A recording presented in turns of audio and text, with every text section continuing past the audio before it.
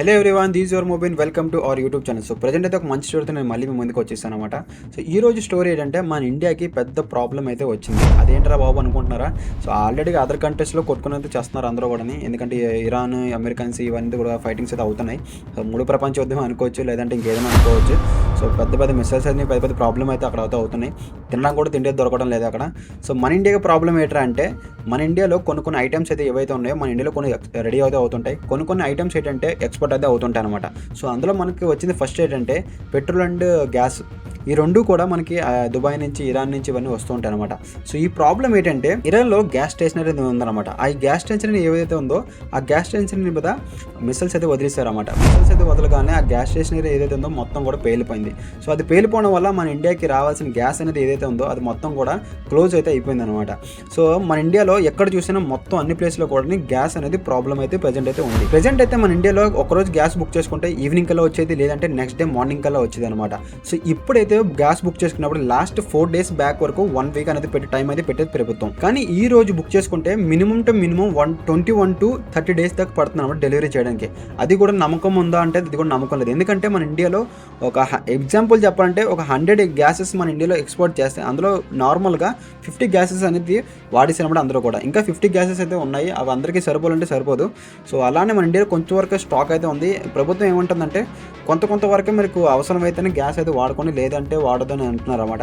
So delivery కూడా చాలా time పడుతుంది. ఇన్ కేస్ బ్లాక్లో కొనుక్కుందాం అనుకున్నా, లేదంటే ఎక్కువ డబ్బులు ఇచ్చి కొనుక్కుందాం అనుకున్నా సరే అవి కూడా దొరకడం లేదు. ఒకవేళ కొనుక్కున్నా సరే ఇంటికి వస్తారు లేదని కూడా డౌట్ అనమాట.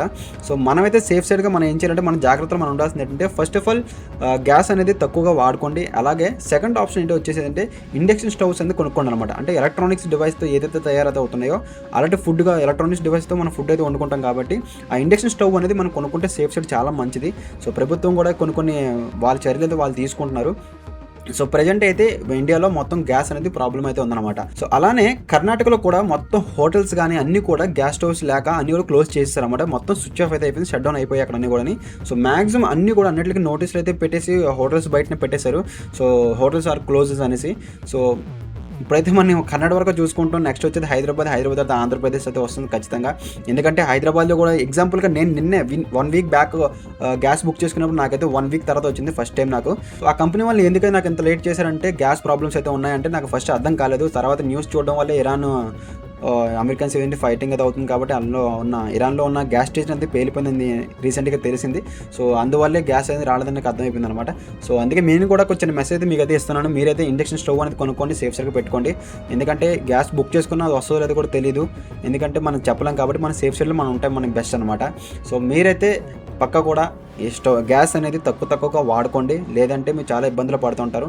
ఇన్ కేస్ మీకు సేఫ్ సైడ్గా ముందే బుక్ చేసుకుంటే వాళ్ళైతే full and happy. In case మీరు గ్యాస్ ఆఫీస్కి వెళ్ళినా సరే దొరకడం కూడా చాలా కష్టం ఉంది. ఎందుకంటే చాలా పెద్ద లైన్స్ అయితే పెట్టి ఉంటారు అనమాట గ్యాస్ సిలిండర్లు పట్టుకొని వెళ్ళి. సో మీకైతే గ్యాస్ దొరకడం అయితే చాలా కష్టం. మీరైతే సేఫ్ సైడ్గా ఇండక్షన్ స్టవ్ అనేది కొనుక్కోండి, ఉన్న గ్యాస్ని తక్కువగా వాడుకోండి. మన ప్రభుత్వం ఏదో ఒక చర్యలు తీసుకుంటుంది ఖచ్చితంగా. ఇండియాలో నెక్స్ట్ వచ్చే ప్రాబ్లం ఏంటంటే పెట్రోల్ అనమాట. పెట్రోల్ కూడా చాలా ప్రాబ్లం అయితే ఉంది. ఇండియా కూడా ఎక్స్పోర్ట్ కూడా అది కూడా ప్రాబ్లంలో అయితే ఉందన్నమాట.